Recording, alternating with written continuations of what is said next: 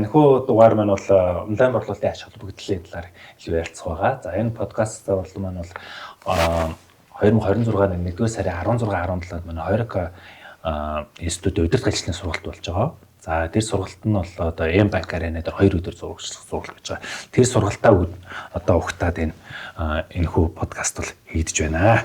За тэгээд өнөөдрийн подкастын эхний сэдэв бол онлайн борлуулалтын ач холбогдолтой, жижигбуудын онлайн борлуулалтын ер нь ямар ач холбогдолтой юм, ер нь давуу тал байгаа мó тий, онлайн борлуулалтын дээр магадгүй сул тал бас юу ээж болох вэ тий, энэ талаар хэдүүлээ ярилцах гээд хоёр жижигнээ бид нар урьдсан байж байна. За эхний жижиг маань болохоор яг сүлжээ жижигбуудуудаа төлөөлөө тий, сүлжээ жижигбуудын туршлагыг тий олон улсын чэйн гэж ярьдаг буудны туршлагыг хуваалцах гээд Campus гэж бодлын ерхий менежер Тамира маань ирсэн байж байна.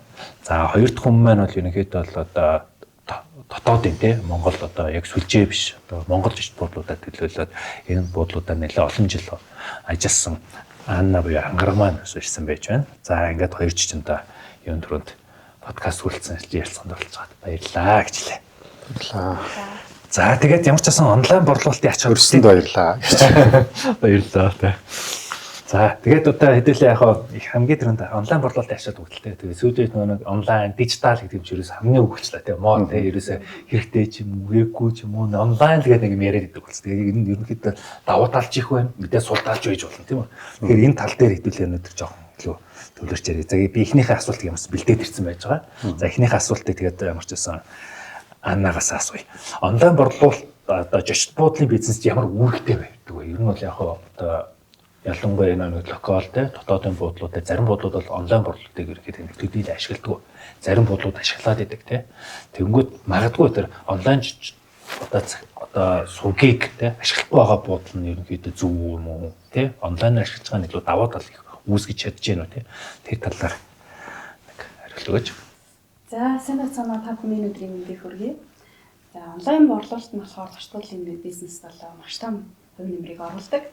За манай дотоодын зарчуулууд маань зарчуулынхаа мэдээллийг өөрсдийнхөө пэйж хуудас болон вебсайтаар хүргэхээс гадна одоо OVT гэж ярьдаг онлайн travel agent-уудад мэдээлэл байршуулснаар одоо гадна дотны жуулчид, ганцаар аялагч, бизнес аялагч нарт өөрсдийнхөө мэдээллийг маш тодорхой хүргэхэд чухал ач холбогдолтой байдаг. За сүүлийн үед одоо зарчуулбуудад жуулчны бааз, хост одоо жижиг буудлууд маань мэдээлэлээ одоо бүхний хамгийн сайн мэдгээр Booking, Agoda, Airbnb, Expedia, Trip.com гэдгээр одоо мэдээлэл маш одоо мэдээлэл байршуулснаар тухайн жуулчин маань буудлаа ингээд фильтртэйгээр сонгоход аюул гомьёо оруулж байгаа байхгүй. Тэгээд энэ дээр бас хүмүүсийн нөө сэтгэл орно. Тэгэхээр одоо байраас нь туршлагаасаа хуваалцсан. Тэр энэ бол одоо маш том борлуулалтанд нөлөөтэй тийм чухал савг. Тэгээд энэ дээр бол манай зарчуулын бизнес эрхлэгч нар аюул өндөр ач холбогдолтой ажилладаг гэж байна. Ер нь бол яг онлайн сувг гэхээр ганцхан Facebook, TikTok-аас гадна тий нэг олон улсын одоо гаднаас ирж байгаа хүмүүс мань гар утсанаас захиалцдаг тийм платформудаас оруулж ойлгож болох нь шүү дээ тий. Тийм байна. Тэгэхээр ер нь бол онлайн руу орох нь өөрөө эргүүлээд ер нь бол ач холбогдол илэрч интернет хайлт бүх юм дээр гарч ирэх магадлал давуу тал байна. Ерөнхийдөө нэг сүүлийн үеийн судалгаагаар хүмүүс маань ингээд зарчуулаад захиалгахдаа заавал travel agent дээр дамжихгүйгээр эсвэл тухайн компаниараа дамжихгүйгээр өөрөө ингээд хавж агаад хүмүүсийн сэтгэл зураг интерес сонголттой байж агаад одоо мобайл ап ашиглаад тийм онлайн захиалгын 60% ингээд мобайл ап захиалж байгаа байхгүй. Тэгээд тэрийг зориулаад одоо мэдээллүүдээ ч гэсэн яг ап дээр зориулсан промошн зэрэг ашиглаад тухайн хүний борлуулалтанд одоо гадны нөлөөгүйгээр зөвхөн мэдээлэлээр ингэ сонголтод нөлөөлж. Нэгсэнд бол буудал буусан туршлага өөр хоорондоо бас хуваалцаж штэ тий. Тийм байна. Нэр бас яг тэгж байгаа ч юм. Тэгэхээр нэг ревю гэдэг зүйл их чухал ач холбогдолтой гэж бид нэр яриад эдгээрээс гол шалтгаануудын нэг болж байна тий. За тэгэхээр хоёр дахь асуултаа Тамирагаас тавья. Ерөнхийдөө л яг хуу илүү нөгөө нэг одоо акцент төвшөнд нэг тавиад үзье тий. Одоо жишт буудлын маркетинг борлуулалтын стратеги гэж үүдэг тийм. Ерөнхийдөө сүлжээ жишт буудлууд бол ерөнхийдөө стратеги илүү нон холын хараатад хэдэн жилийн дараа яаж явах үүдгийг хэлдэг. Тэгмүүд энэ жишт буудал маркетингийн одоо жишт буудлын маркетинг борлуулалтын стратеги нөр одоо онлайн борлуулалт юм ихээр ач холбогдолтой байдаг. Стратегийн төвшөнд ерөнхийдөө яаж харж үздэг юм. Сүлжээ буудлуудад ерөнхийдөө яаж энийг олж хардаг вэ тий. Мэдээж сая бас санаа хэллээ тий зочдын сэтгэл гэдэг чинь тий мэдээж онлайн борлуулалт гэдэг дээр бол онлайны одоо боломжуудыг бүтэн зочд болоод ашиглах хэрэгтэй. Үнийн төлөвлөлт, за үнийн төлөлттэй хамаарат улирлын нэг юмуд гараад ирдэг. Seasonal үнүүд маань гараад ирдэг. За энтэйгээ уялдаад грейтинг үн ч гэдэг юм те. Одоо компаниудын үн, эсвэл одоо аялал жуулчлалын группүүдийн үн гэдэг юм. Энэ бүгдийг уялдуулж гаргах шаардлагатай болно. За мөн онлайн дээр одоо буудлын төрөлшилсэн мэдээллийг хаттай одоо хамгийн сүүлийн үеийн байдлаар up to date гэж байлгах нь өөр аюул тийм давуу талтай. Хэдий ч нэ олон төрлийн одоо сувгууд дээр байр шин төдий ч нэ одоо илэрч нэмэгдэнэ. Хүмүүсийн бас ихтгэл төрн хамгийн гол юм чинь хэрэглэгчийн итгэлийг олж авах байгаа шүү дээ. Тэгэхээр онлайнууд бол одоо ер нь бол сүүлийн үед бол хоорондоо маш их хөрсөлтөнтэй байгаа тийм ээ. Тэгэхээр өөр өөрсдийн тухайн онлайны одоо хариуцсан тухайн ариа хариуцсан менежерүүд нь одоо буудлуудтайгаа эсвэл одоо манайх шиг одоо зочд буудлуудыг бол одоо яг region хариуцсан улсуудтай ингээд холбогдоод цаашид өөрсдийн борлуулалт одоо үйлчлэгийг илүү сайн нэвтрүүлэхийн тулд илүү бүр тулж ажилладаг болсон тийм ээ. Улирал тутам кол хийдэг тийм. Тэгэл тухайн буудлыг бүрчлэн үзэл тэг үнийн бодлого нь ямар байгаа, cancellation журмын яваа, контент агуулгууд нь ямар байгаа нэ бас тэр бенчмарк байдлаар зохицуултыг харьцуулах гэдэг ч юм уу те. Энэ бүх зүйлүүдийг хийгээ явж идэг те. Энэ дээр бол манай одоо сүүлийн одоо бодлоод бол маш их ажиллаж байгаа гэсэн. Тэгээ энэ одоо үн мэдээлэл апдейт байна гэдэг манай өөрөө бол боддог бол хамгийн чухал. За буцаагаад түрүүн офлайн борлуулалт буюу одоо Great компани борлуулалттай энэ бол нэгт уялдаж байгаа хэвээр. Тэгээ энэ хоёрын уялдахаа болоод ихлээр маш том төрөгдөл үүсдэг, маш том асуудал үүсч байдаг. Тэгэхээр бидний чинь хувьд бол зөвхөн өнөө маргааш гисэн богино хугацааны ажил ерөөсөө өрөөг зараагүй. Бүх ихэнх онлайн системүүд бол одоо жил хагас шахуу гин одоо за жил хагас биш маа жил 2 сар гэх юм байна. Одоо хугацааны өмнө захиалга хийх бүрэн боломжтой болцсон байгаа тийм ээ. Тэгэхээр тэр хүртэлх үнийг бид нэр яг энэ үед одоо зочд буудлын манай өрөө төрөлт нь ямар ахын зах зээлийн одоо эрэлт ямар байх юм те тэр болгоны мэдээд энэ үед яг ямар үнийг те зарах юм ямар cancellation журамтай байх ингээд энэ бүгдийг одоо advance байдлаар одоо хараад set зүй тохиргоо хийж ажиллаж байгаа. Энэ буцаагаад бидний нөгөө нэг өдөр тутмын борлуулалттай захиалгын менежерүүдийн ажилтай бусад одоо тэр орлогыг төлөвлөж ажиллаж байгаа борлуулалтын менежерүүдийн ажилт айгүй чухал. Энэ офлайн бол онлайн хоорондоо өдөр тутмдаа байнга харилцаатай гэсэн үг шүү дээ тийм ээ. Ингэж ажиллах төлөвлөгөөд бол маш хэрэгтэй. Сая бас нэг яг дундуур нь юу ажиллаа дараагийн асуултыг сүүлийн жилүүд жаш бодлоо онлайн зах зээлд ямар нэгэн өөрчлөлтүүд гарч ийн гэдэг юм яг асууна гэсэн чинь тамираа төрөлөө хариуллаа л да. Одоо нэг тийм бүс нутгуудын менежерүүд гараа те тэднэр нь энэ юунуудаар хэн ажиллаж байна онлайны өрсөлдөө нэлээд ширүүсэж чинь те энэ талаар хоёр дахь асуултаа ерөнхийдөө бол шууд хариулаа авчлаа. Гэхдээ дахиад тамирагийн хувьд л бас нэг сонирхолтой өнцгөөс ярьсан байх уу яалч гоо манайх нэг параметр тавьдаг нөө booking.com руу анх буудлын ингээл логи гээд контракт хийгээд өгдөг байхгүй. Тэгээ оруулангууд анх удаа нөгөөдөл чинь 15% комисшн төлж үзэж байгаа. Тэнгүүд үнэ яаж өгөө мэдэх байлээ л дээ. Тэгэл яг энэ үеэс эхлээд нэг үнийг хэрхэн зөв төлөвлөх үү гэдэг дээр солилцож эхэлж байгаа байхгүй. Тэгтэл яг камера холбоосаа ингээд ахиулаа тий. Онлайн үнээс гадна офлайн үнэд байх хэрэгтэй. Энэ хоёрын үнэ бас хэцүү харьцааг нь авч явах хэрэгтэй гэдэг нарийн гоо сонирхолтой зүйлийг бас хэлж өглөө. Баярлалаа. Бас харахгүй нэг Кимбинский ерхий менежер шиг гоё ярьж байна тий. Гоё зүйлээд шууд сонирхлээд гэж байна. Анаас дахиад дараагийн асуултан дээр ер нь яг нэг ковид гарчаад манай салбарч ерөнхийдөө нэлээ самарлаа штэ. Ерөнхийдөө л орлого байхгүй, буудлуучин зөндөө хааглаа. Тэнгүүд энэ ковид маань өөрөө бас нэг дижиталыг тийм одоо өдөөж өглөө гэдгийг тий. Тэгтэл яг манай буудлын салбар буюу буудлын онлайн борлуулалтын энэ зүйл ерөнхийдөө ковид хэрэг нөлөөлөв гэж ерөнхийдөө харагдж байна. Яг локалтай дотоод буудлуудын хувьд. За миний анзаарснаар бол одоо ерөнхийдөө зочд буудлын борлуулалт ганц онлайн бишээр одоо бичлэн мэйлээр утсаар гэдэг тоож ирж байгаа тийм. Гэрний захиалгуудын 20 орчим хүнтэй одоо дэлхийн уламжаар статистикс хэн 20 орчим хүн онлайн захиалга хийж байгаа. Тэгвэл нөгөө яг ковидын үед за одоо онлайн захиалга хэвээрээ байж байгаа. Ковидын цар тахлын дараанаас яг өнгөрсөн жилээс ирэхдээ нэлээд сэргийж ирсэн.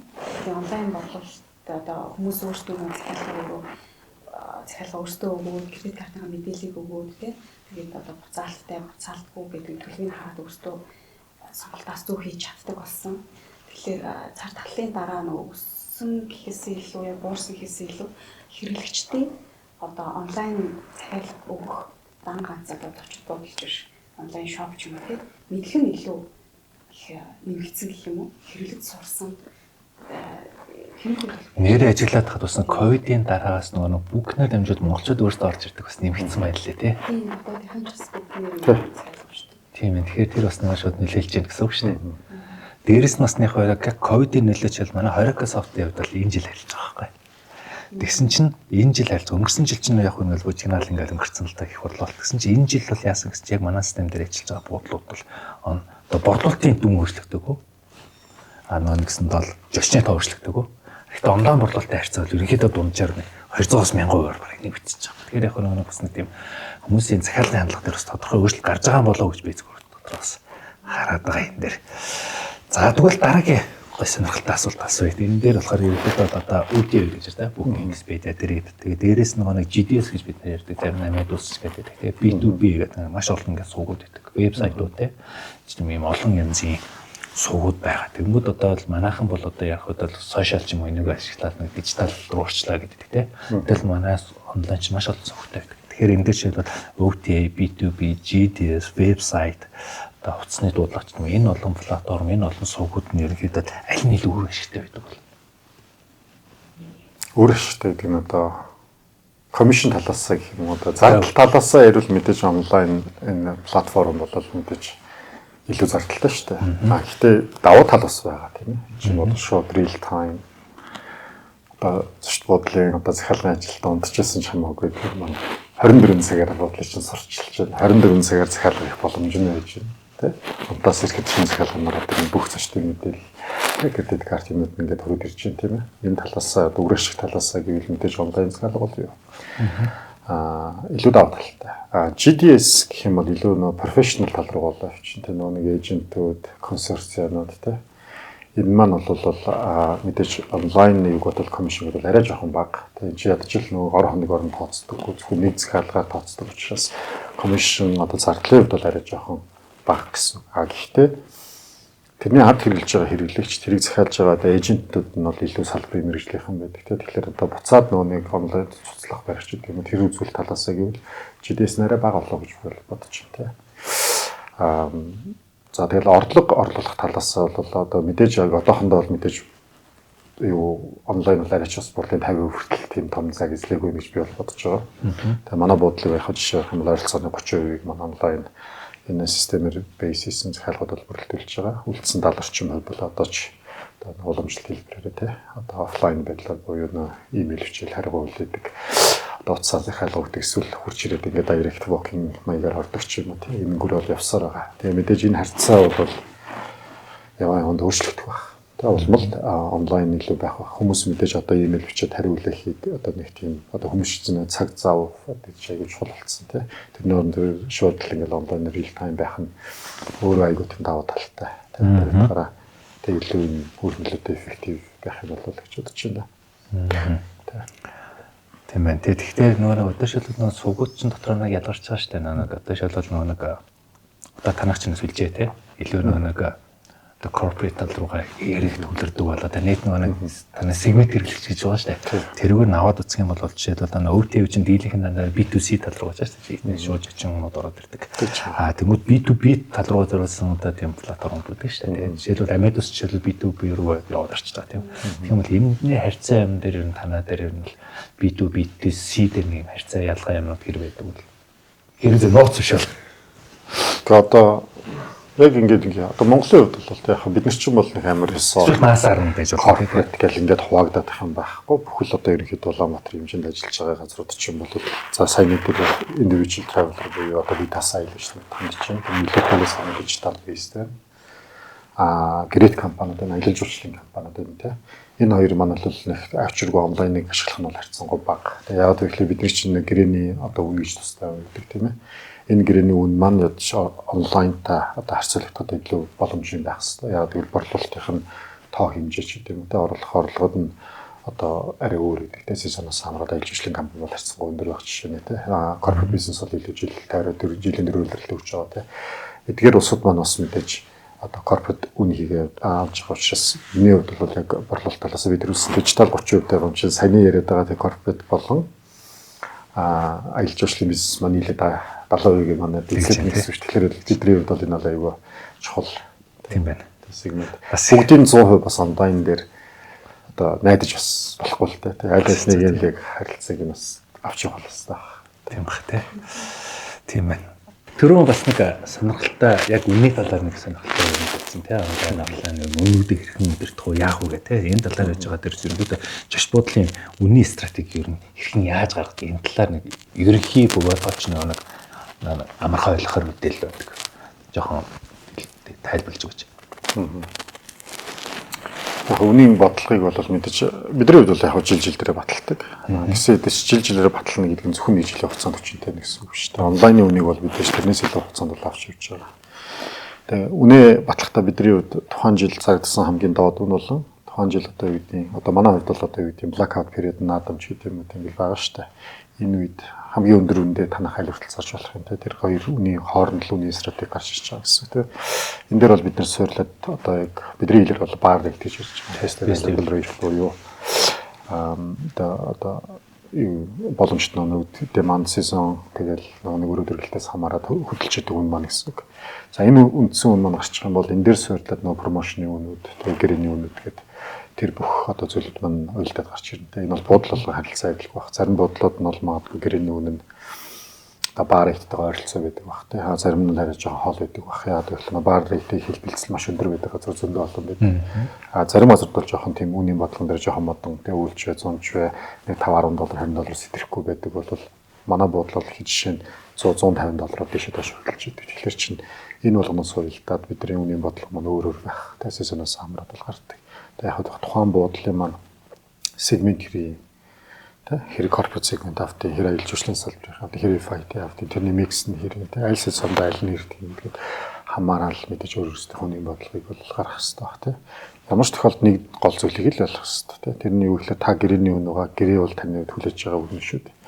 Гэтэл маань баар IT хөдөлгөөн маань тэр гэрээний үнийг одоо яаж болохгүй гэсэн үг тийм. Одоо давж доошо буух ч гэдэм юм тийм. Энэ байдлаас л одоо сэргэмжлэх хэрэгтэй. Тэгэх юм бол нөө rate parity-г асуудал буцаад нөө гэрээ маань ямар ч үн одоо цэник болж ирлээ гэсэн үг. Хүн гэрээнд дэвтгэхэ болж ирлээ гэсэн. Тэгэхээр энэ байдлыг гаргахгүй байх нь өөрөө бидний хувьд үнийн бодлого гаргах хамгийн гол зүйл гэсэн гэж байна. Тийм байна. Тэгвэл Кемпискигийн хувьд л үнийн бодлого гаргахад бас их өвөрмөц арганалтай явдаг юм байна. Жишээлбэл манай дээр байгаа олон буудлууд манай гэрээт үн гаргачаад онлайн дээр үн энэ хаяада нэг унцдаг тохиолдол байдаг тийм. За тэгэнгүүт энэ бол хизээч Кемпискид бол тохиолдохгүй юм байна. Яг хизээч гэж бол хэлж болохгүй. Яг мэдээж бид нар чинь аль болох өдрөөр үнэ гаргана шүү дээ. Ингээд үнэ тэд баймаараа мэдийг бид корпорат сегментээр зармаар юм ч гэдэм үү. Үнэ гаргасан ч гэсэн зах зээл ингээд эргэлт нь үнэхэд муу байх юм бол бид нар тэгэхээр зах зээлээ харж чадахгүй тухайн сезоны одоо демандаа харж чадахгүй гэсэн үг болчихж байгаа шүү дээ. Тэгэхээр тэрийг аль болох гаргахгүй байх нь л одоо хамгийн гол чухал гэсэн үг тийм. Мэдээж бидний хувьд бол бас үнэ болох гаргахад илүү хялбар л байдаг л да. Яагаад гэвэл бид нар чинь бас салбарт олон жил болсон 20 жилийн түүхтэй байгаа. Тэгээ бидний өөрсдийн түүх дата гэж нэг зүйл байгаа. Тэ тэрийг бид нар байнга хараас авч байгаа. Тэ тэрнийгээ дахиад өрсөлдөгчийн дата бенчмарк репорт гаргаж авч байгаа. Тэгээд зах зээлийн үн дунджаар хэд байгаа, манай үн ямар байгаа, манай өрөөдөрөлт ямар байгаа, зах зээлийн өрөөдөрөлт ямар байгаа гэдэг тоонуудыг бид нар хараад иж идэг болохоор харж байгаа л тэндээсээ суйрлаж үнэ гаргаж байгаа учраас бид нарт бол илүү алдах магадлал нь тэр хэмжээгээр л жоохон буурж байна л гэсэн. Кемпискич амар шодрог бас хэсэлтээр гардаг юм шүү дээ. Бүх дата харсан тийм болсон өдөө бодож хагаад гүйдэг. Яг энэ боломжтой бүх газар байгаа. Энэ чинь ганцхан юу биш шүү дээ. Энэ бас эргүүлээд мундаг сонсогч юм л яаж юм гэхээр одоо энэ болгон түүлсүүдийг хэрэглүүлүүдэд ашиглаа тийм илүү нөгөө нэг өргөн цар үрээгээр нь хараад ингэж ойлгоод ингэ гаргаж ийн гэдэг нь үнэхээр гоё сонсогдож байна. Тэгээд ер нь бол яг сайн үнийн гарах юм дээр ямар ч бас эхлээд нэг баар рейт болон корпорат гэдэг хоёр рейтүүд ерөөхдөө байх хэрэгтэй байна. Баар рейтээс хамаарат бас бусад дээшээ доошоо хэлбэлцэх юм а тодорхойлоод аль үед нь яаж хэлбэлж чинь ямар сегментээр яаж тоглох уу гэдгээс нь хамаарат баартайгаа яаж юм ингээ гарах нь илүү одоо хамгийн энгийнээр ярих бол их хялбархан аргачлал болж эхэлж байна гэж ойлгох нь тийм. За тэр нь бол бидний тийм туршлагаараа тийм ерөнхийдөө тийм. Гэхдээ энэ бол мэдээж дотор нарийнхан бол нэлээд нарийн юм маш олон тийм маш нарийн юм өдөр хоног үлэрлаараа гэх тийм чи сегментээрээ гэж юусоо нарийсах тусмаа л үнцэнтэй байх тийм. Яг мэдхгүй усууд ингээд танаа үн чи хэдий ингээд асууна. Тэнгууд аль бид нар чи үн гэж хэлэхлээс чи үн чин яг тэр жил онгоцны захиалахад өдрөөр өөрчлөгддөг тийм. 10 өрөө захиалвал нэг өөр, нэг өнөөр захиалвал 10 хоног захиалвал нэг өөр гэдэг шиг бидний хувьд бол одоо ингээд бид нар чи цээжинд байхгүй болгон төрлийн үн зарж байгаа байхгүй. Тэгээд тэрэнд чи өглөөний цаа орс юм уу, багц зах юм уу, non cancel юм уу, эсвэл 5 өдөр болохоор нөө long stay, minimum stay гэдэг маш олон одоо тийм policy-нуудын ард ингээд үнүүд явж байгаа. Тэгмүүд нэг өдөрт нэг өрөөг авахад тэр хүн маань тухайн зэрэглэлийн өрөө тухайн өдөр захиалгахдаа хэзээнээс тэр захиалгыг хэлж гинөө гэдгээс хамаарат тий. Хэд хоромтой захиалгаж гинээс хамаарат бүх хүнүүд маань яг адилхан нэг өрөөнд л маш олон төрлийн үн гарч ирж байгаа. Тэгэхээр эний чинь бол зүгээр ингээд бүгдийн цээжинд бол байдна гэж байхгүй шүү дээ. Чи буддийн системэн дээр бид нар тухайн үеийн хийгээ тавьчихсан байгаа тий. Тэрнээс ч зүгээр $100 гээл одоо нэг өдрийн өмнө захиалсан ч $100, сарын өмнө захиалсан ч $100, 2 өдөр захиалсан ч $100, нэг өдөр захиалсан ч $100, эсвэл өглөөний цайтай байсан $100, өглөөгүй цаг байсан ч $100, эсвэл non cancel байсан ч $100 тийм биш байхгүй. Тэр үнэ чи fixed үнэ биш байхгүй. Бид нар гол нь тэр болгон чинь энэ болгоны чи арт тэр booking terms and condition гэдэг байгаа. Энэ бүх зүйлүүд маань хоорондоо бүр харилцаа адил. Тэрнээс хамаарал яг нэг зэрэглэлийн өрөөн дээр маш олон төрлийн үн гарах боломжтой л гэдгийг ойлгох хэрэгтэй. Одоо манай Монголын хамгийн анхны сэлжээчд бодлын менежер Тамиран чинь сая яг л гоё юм хэлээд гэж байна. Одоо манай нөгөө танай бодлын үн хэдвэ гэхэд шууд хариулцдаг байж болохгүй байна. Чадахгүй. Яг тэгэхээр манай олонх бодлууд ерөөсөө тийм. Манай үн хариулж идэг. Тэгэхээр энэ бол ганцхан хатуу үнэ бодлого бариад байгаа болохоор энэ ерөөхдөө үдний стратеги надлгаал гэж үзэх юм шүү дээ. Уян хатан байж чадахгүй бол илэрсэлтэн гэж хэлж байна. Dynamic pricing гэдэг юм чухал болчиход байгаа шүү дээ тийм ээ. За энэ нэстэ үнэхээр гоё сонирхолтой асуулт байлаа. Гос сонирхолтой ч хариулт өглөө. За тэгээд ерөнхийдөө энэ хүрээд эхний секшн маань ерөнхийдөө дуусж байгаа. Тэгээд хамгийн сүүлчийн асуултуудыг очтдоо бас өөрсөнд нь үлдээ. За өөр усан миний асуугаагүй те дутуу яг ийм юм хэлчихээсээ ийм дээр анхаарчаасаа те онлайн одоо борлуулалт дижиталын үйлдвэр асуудал нь юу байдгийг гэдэг тал дээр өөр одоо нэг юм анзаарч харчаасаа гэсэн зүйл байл одоо тэрийг сүүлийн асуулт хоёр чинь тавилтаа. Ер нь цаашдаа яг салбарт гэдгийг бодлоо би халаа явчтэй. Нэгдүгээрт бид нар боловсруучны бэлтнэр. Яг үндэлч яг одоохондоо салбар бол яг энэ чиглэлээр бол хэрийн туршлагатай усад маш хурууд дараа сонголт байхгүй.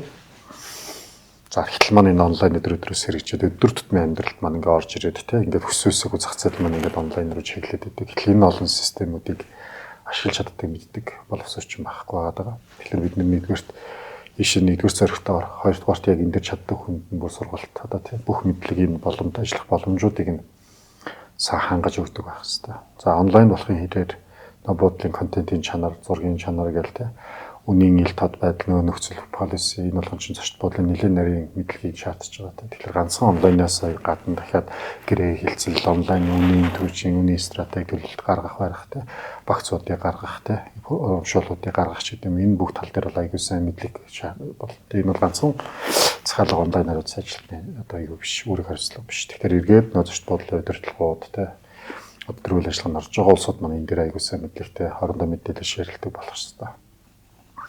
Гуравдугаарт онлайн болонгууд ганц хоёрхан онлайн систем орохгүй маш олон системүүд зэрэг орж ирнэ. За тэгэхээр энийг нөө системийн интеграц гэдэг зүйлийг зайлшгүй хийх хэрэгтэй. Тэгэхгүй бол нэг ажлыг 10 удаа 20 удаа хийдэг гэж болохгүй тийм ганц хуучин бол тийм байлаа тийм чанарал менежерийг бодлоод харих нөө маш бага нэвтрүүлсэн байсан тийм. Тэгэнгүүт тэр зүйлүүд маань бол систем болгон тусдаа ингээд одоо UT логин access-та тусдаа менежментийг хийдэг байх чинь бол нэг ажлыг маш олон удаа хийж тэгэнгүүт хүний нөө мануал ажиллагаа нэмэгдэх. Алдаа дутагдлууд ашиг гарч ирэн төв төрүүлдэг те. Ингээл нэг системээр нөрөд чинь захиалга цуцлангууд тэрийг харж хэмжээгүй гэж итэл те. Одоо ингээ өнгөрчөнгөө дараа нэг эрээгүй зочны комиссны хэмжлэх хэрэгтэй ч тийм. Энэ бүх асуудлууд чинь хэд их мануал ажиллагаа ихтэй байгааг нь шинжилтэй те. Тэгэхээр энэ маань ингээд бүгд цогцлогдоод одоо нэг channel менежерээр бүгд ингээд буудал нээсэнчлэгийг дор нийтийг хаасан ч бүгдийг хаадаг. Аль зэрэглэөрөө нэх үнэ яаж өөрчлөх те. Ганц хөдөлгөөнөөр нэг одоо 2 3 товч дараал апдейтуудыг хийгээ явах хэрэгтэй байж итэл тэрийг хийхгүй тэр системний ач холбогдлыг ойлгохгүй тэгсээр нэ онлайн болмоор байна гэдэг яваад идэг. Тэгэхээр энэ чинь нэгдүгээрт knowledge хэрэгтэй ажиллах чадвар хэрэгтэй. Хоёрдугаарт зардал гарна гэдгийг ойлгох хэрэгтэй. Энэ болгоно шаар зардал байгаа тийм. Зардлаа тусуулах хэрэгтэй. Тэгээ нэгэнд одоо мэдлэг юу яцсан бол дараа нь тэгэл 3 дахь юм шүү дээ. Нөгөө нэг онлайн болох хэлээр зочдын хэрэглэгчийн өмнө яг бодитоор гараад ирнэ. Зочдын сэтгэл одоо тэр нөгөө нэг чанар гэдэг юм чинь шууд утгаараа гарч ирнэ. Тэгэхээр чанар дээр анхаар тэнд хамгийн сайн сэтгэлүүдийг цуглуул тий. Хүн нэг жигсэн зочдоо сайн байгаа, үнэхээр сайн байна гэж хэлж байгаа зочны сэтгэлийг авч үлдэхийн төлөө ажилтан тэрний төлөө гэж. Тэгээ энэ бүх зүйлүүд ингээл яриул ингээд маш олон ажлууд байна тий. Бид нар бол энийг ингээ хийхгүйгээр 20 дугаар зуунд өвдчих юм бол амар харамсалтай байхгүй. Тэгэл одоо бол яг үндээр Монголын зочд бодлын салбарын мэрэгжлийн байгаа тал дээр бид нар бол олуулсаас тэг хэдэн decade иргээ хэлчих та ер нь бол тий 20 30 жилээр хоцорсон юм жаа. Ашиглаж байгаа систем гэхээс илүү бидний нөгөө нэг өөрсдийн менталити зочд бодлын салбарыг харж байгаа тэр одоо өнцөг бол үнэхээр өсөх шаардлага. Яг нэг тий түрүүний мэдлэг тий яаж гэдгээл мэддэг баг тий. Одоо дээрээс нь дахиад дараагийн юмнууд. Одоо ингээл бид нар зочд буудлын сургуулиуд байна гэдэг чинь яг үндэ яг хотод сураагүй л тий. Гэхдээ тэнд ирж байгаа тэр хүүхдүүдийг энэ систем яг энэ revenue management, e-commerce талаас нь тий илүү тэр бэлтмээр байгаа. Тэгэхээр энэ талын мэргэжлийн болсон багш нар тий системүүдийг тэр демо байдлаар нь ашиглаж чаддаг байх ч гэдэм үү тий. Ингээд ядаж наацхын ингээд бүр суур ойлголтуудын бүтэн өгцөн боловсон хүчин салбарт орж ирэх хэрэгтэй тий. Тэгэхээр бид нар чи аваад 0-ээс нь зааж эхэлж байгаа байхгүй тий. Booking.com гэж юу тэр нь юу тэр нь юу. За яг хөө интеграц юмнуудыг холбох нь бол мэргэжлийн байгууллага хийдэг ажил гэдэг юм шиг байгаа. Гэтэл тэн дээр ажиллах хүн чинь бол тодорхой хэмжээнд бэлтгэгдсэн байх хэрэгтэй байхгүй тий. Яста яг гол юм. Бол энийг зөв хийж чадахгүй бол нэгдүгээрт маш их боломжуудыг алдна. Хоёрдугаарт ингээд зөв хийгээгүй төлөө маш их зарлууд гарах магадaltaй тий. Хүсээгүй зарлууд гарах магадaltaй ч юм уу тий. Тэгээ эсвэл ингээд өссөн үр дүн төрөхгүй амар олон букингээр ордог үйлчлэгээний чанарын стандарт унсан нь байгууллагын нэр хүнд бүр шалаар нэгүүлэх юм бол энэ бүр онлайн басноос илүү тий амжилттай зүйл болж ирлээ тий. Тэгэхээр энэ дээр бас бид нэр давхар анхаарах хэрэгтэй. Нөгөө quality management тий. Ингээл маш олон юм байна. Ярих юм бол. За баярлалаа. Сонирхолтой. Нэлээд олон асуултанд хариулчлаа. Өөрөөс асуугаад хариулаа гэж бас гоё юм байна гэдэг. Нэмэлт онлайныг хувьд цааш та анхаарах хэрэгтэй зүйл. Анаад бас хэлэх юм байна. Анагийн хувьд л юм байна. Түрүүний хэлсэнчлэн бас одоо энэ нэг онлайн захиалга гэж яриад байгаа энийг яг практикээр л бид сурдаг тийм. Тэнгүүт одоо манай альжууч одоо яг манай салбарт орж иж байгаа залуучууд маань альжуучлийн хөтөч ч юм уу альжуучлийн удирдлага зочлох үйлчлэгээ тийм зоогийн газар эсвэл зочдлын удирдлагын чиглэлээр төгсөж байгаа хүмүүс. За би бол яг тэр чиглэлээр сурсан хүний хувьд хэлэхэд одоо хичээлийн одоо сургалтын хөтөлбөртэй захиалгын талаар ер нь бол бараг юуж байхгүй. Зочдлын мэдээж яг одоо нэг албаны нэгжүүд тийм ерөнхий удирдлага тийм эсвэл ингээд доошоо ингээд зочдлын үйлчлэгээ ч юм уу тийм зоогийн газрын үйлчлэгээ ингээд салаалаад явдаг.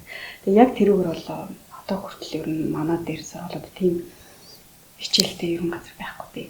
Тэгэхээр магадгүй бид нэр одоо ингээд яаж ихснийх одоо онлайн болж байгаа тий одоо илүү хөгжиж байгаа энэ үед яг тийм төрлийн хичээлийн сэтгээс оруулах нь зүгээр ах.